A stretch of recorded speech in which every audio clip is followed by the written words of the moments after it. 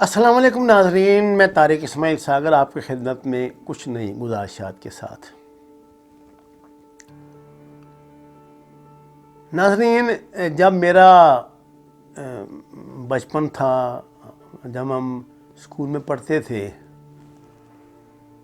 تو پاکستان میں ان دنوں، یہ میں بات کر رہا ہوں 60s کی، 65-66 کی بات کر رہا ہوں، پاکستان میں ان دنوں جمعہ کا دن جو ہوتا تھا وہ مختص ہوتا تھا فلسطین کے لیے۔ فلسطین پہ جو ظلم و ستم ہو رہا تھا اس کی خبریں آتی تھیں، اسرائیل کے ناجائز خبریں۔ تب تک میرا خیال ہے قبلہ اول پہ تو قبضہ نہیں ہوا تھا، قبلہ اول پہ تو قبضہ شاید 72 یا 73 میں انہوں نے کیا ہے اردن میں۔ یہ قبلہ اول اردن میں تھا۔ اسرائیل نے پھر جب حملہ کیا تھا تو انہوں نے اس پہ قبضہ کر لیا، اسے واپس۔ اسی طرح سرائے سینا میں، اسی طرح گولان کی پہاڑیوں پہ جس جگہ انہوں نے قبضہ کیا انہوں نے 1 انچ زمین واپس نہیں کی۔ اور کبھی بھی کسی مسلمان ملک نے اگر کسی ہمسایہ غیر مسلم ملک پہ 1 انچ بھی زمین پہ قبضہ کر لیا تو پہلے یہ ہوتا ہے کہ فوجیں اپنی واپس جائیں گی۔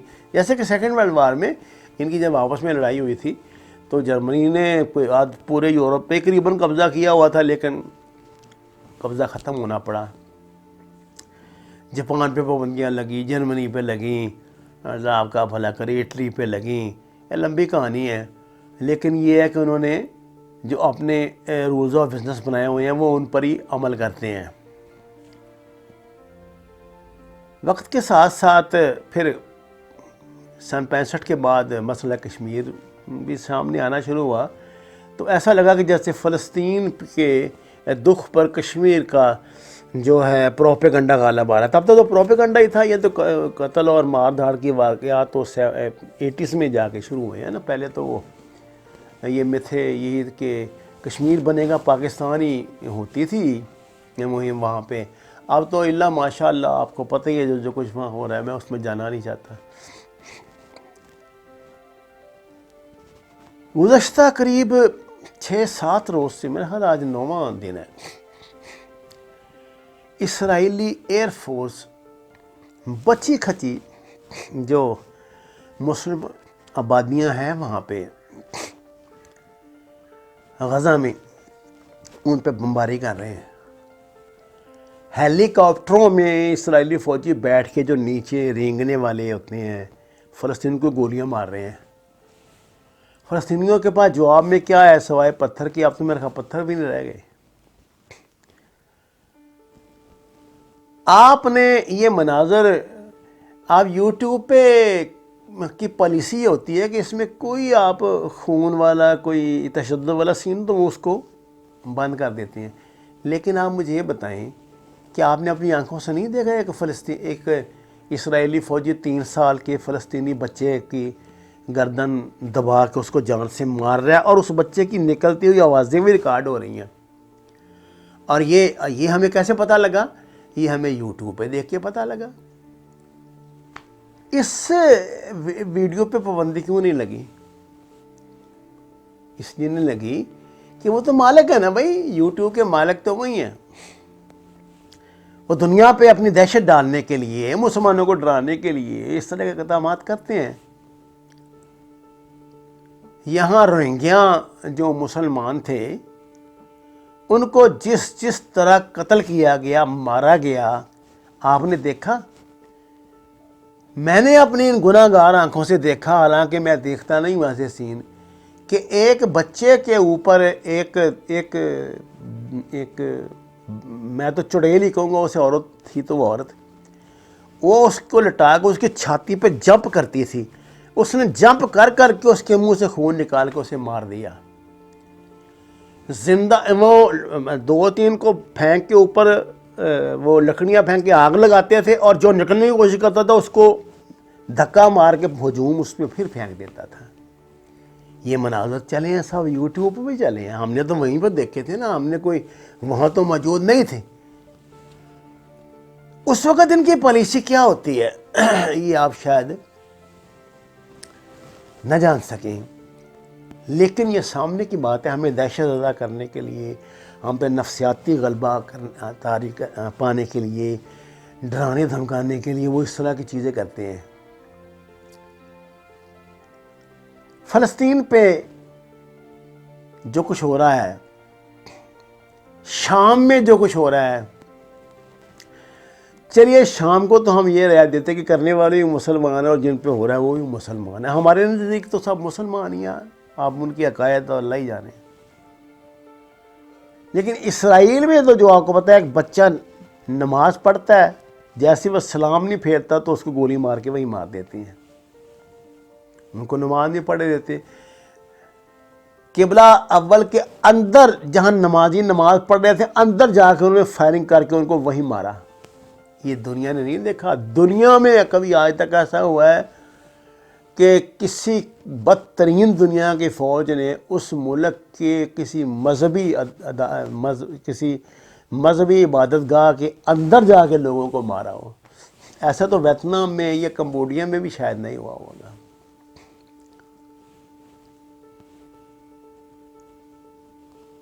آپ کو اس بات پہ حیرانی نہیں ہوتی کہ اس پہ کوئی آواز ہی نہیں اٹھتی؟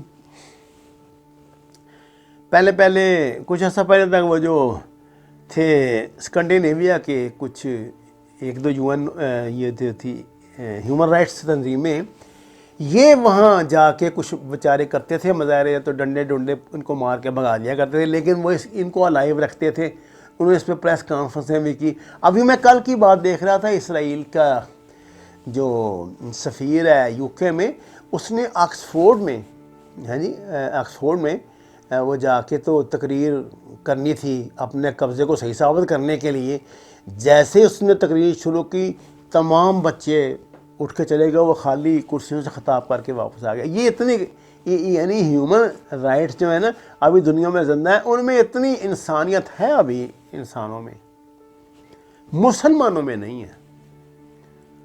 مسلمانوں کا سعودی عرب ہو، چاہے اردن ہو، چاہے عراق ہو، چاہے ایران ہو، چاہے ترکی ہو، ان کی دوڑ لگی ہوئی ہے کہ اسرائیل کے تعلقات ان سے اچھے ہونے چاہیے۔ یہ جو اب ہوا ہے، جو آج کل فلسطین میں ہو رہا ہے، چلیے پاکستان میں تو ہماری تو غیرت مر چکی ہے، سعودی عرب، اردن، عراق، شام، یہ ریاستیں ان کی مر چکی ہے، لیکن طیب اردگان تو اس وقت آپ کے مجاہد اعظم ہیں، صلاح الدین ایوبی کے جانشین ہیں، وہی دو بول کہہ دیتے ہیں۔ ہم نے تو یہ دیکھا تھا کہ جب اسرائیل میں وہ پورا سرار آگ لگی جو بجھ نہیں رہی تھی، ترکی کے فائر فائٹر نے جا کے وہ بجھائی تھی۔ کیا یہ جادو ہے، کیا پکھنڈ ہے، کیا بغیرتی ہے؟ یہی کچھ کشمیر پہ ہو رہا ہے۔ کشمیر کو تو کوئی بندہ جسٹیفائی کر دے گا کہ بھئی کشمیری اپنی ابھی تک اس بات پہ ہی ان کی نہیں اتفاق ہو سکا کہ وہ کشمیر کا کرنا کا جتے سے انڈیپینڈنٹ بنانا چاہتے ہیں، اسے انڈیا کا حصہ بنانا چاہتے ہیں، اسے پاکستان کا حصہ بنانا چاہتے ہیں۔ ان کی وہ 70 سال سے وہ ایک ہی بات کہہ رہے ہیں کہ جی پہلے ہم آزاد ہوں گے، اس کے بعد فیصلہ کریں گے۔ چلیے ہم نے جو کہ اپنی شاعرہ کہا ہوا ہے، ہم کو زبانی کلامی بیان ہی دے دیتے ہیں کہ میرے جیسے بندے 10-12 کے بلکہ ہزاروں کی تعداد میں ہوں گے، وہ اس پہ شور شرابہ ہی کر لیتے ہیں، لیکن فلسطین پہ تو کوئی شور شرابہ بھی نہیں کرتا۔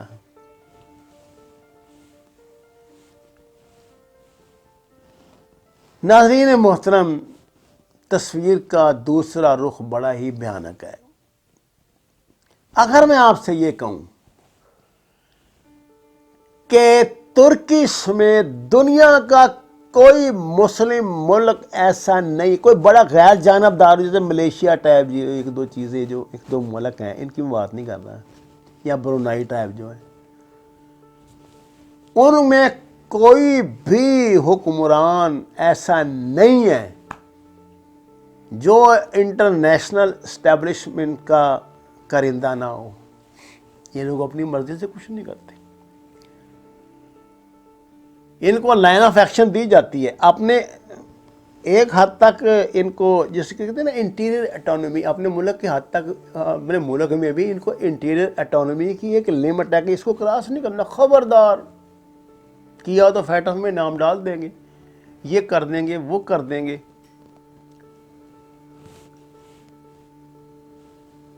لیکن خود وہ جو کچھ بھی کریں وہ صحیح ہے، کیونکہ وہ بھی ان کی پلاننگ کا حصہ ہوتا ہے.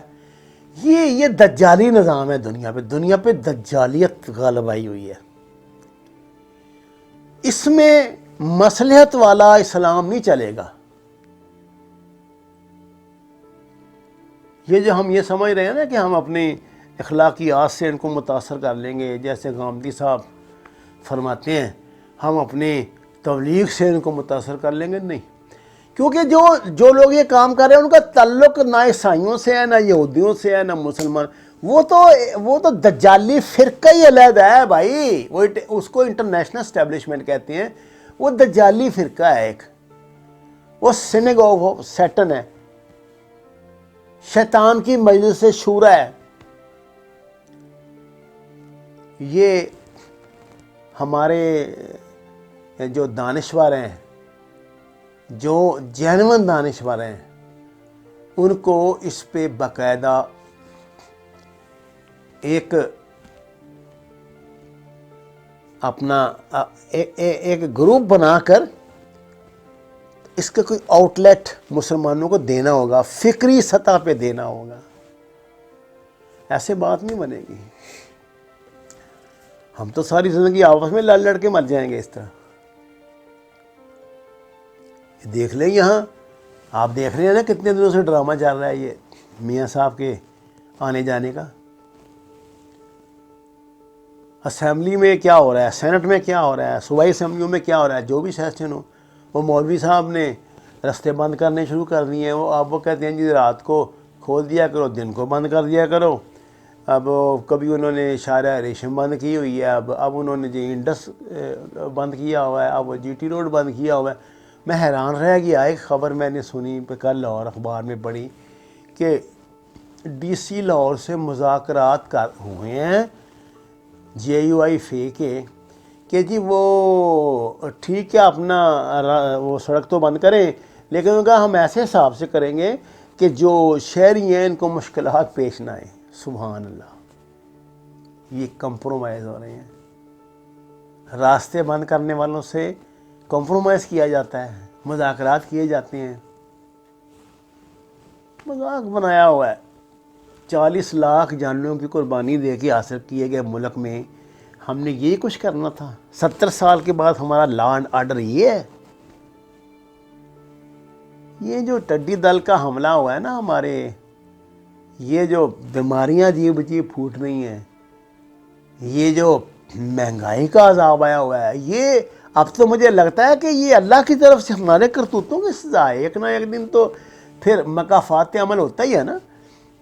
یہ 400 روپے کلو ادرک اور 250 روپے کلو ٹماٹر ایک زرعی ملک میں بکنا، یہ اللہ کا عذاب ہے. کوئی مانے یا نہ مانے، آپ جو مرضی باتیں کرتے رہے، امپورٹ نہیں ہوئی تو ایکسپورٹ نہیں ہوئی تو یہ نہیں ہوا تو وہ نہیں ہوا. میں نہیں مانتا اس بات کو.